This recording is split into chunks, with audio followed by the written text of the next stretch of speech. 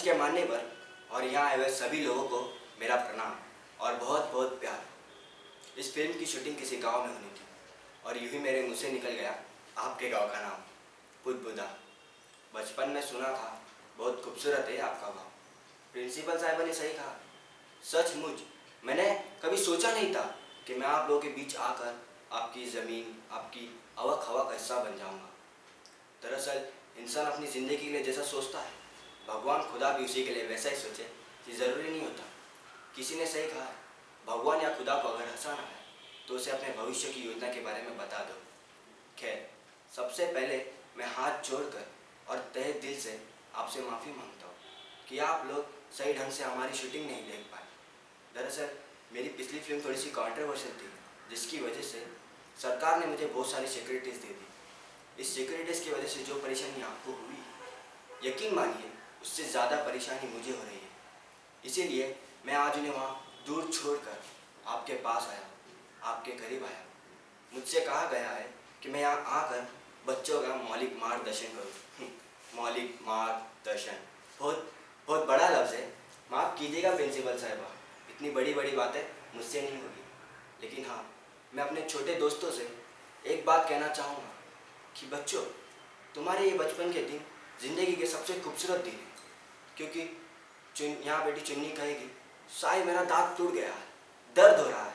यहाँ पे बेटा बंटी कहेगा, आज ही मैंने टीचर से कस के मार खाई है।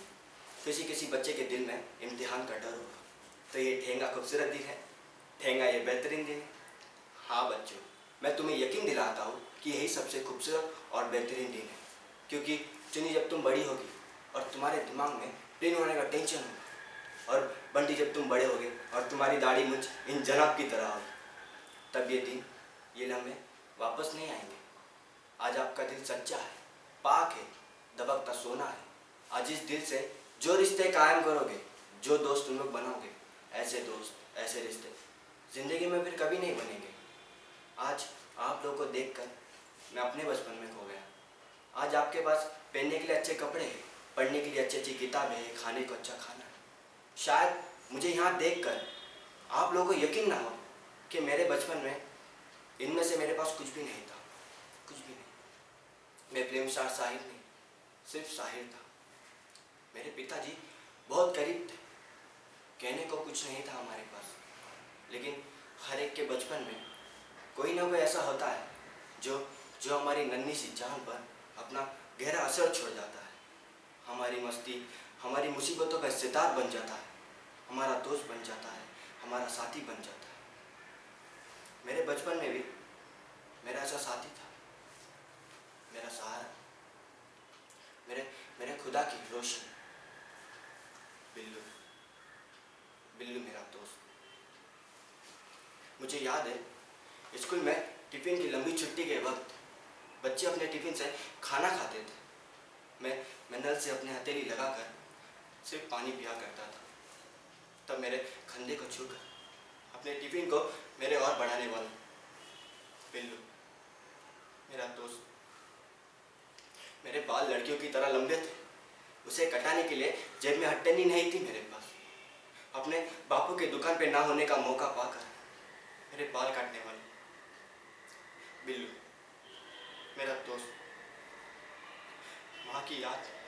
जब माँ की याद उदास करती थी तो अपने बापू के गले से पैसे चुरा कर मुझे फिल्में दिखाया करता था। दोस्त, मेरा बिल्लू मेरा दोस्त। शाम को घर लौटते वक्त नमकीन मूंगफलियों का लालच देकर मुझसे फिल्मों की किरदारों की नकल करवाता था। उन्हीं गलियों के सफर में ही बिल्लू ने ढूंढ निकाला था मेरे अंदर छुपा हो अभिनेता।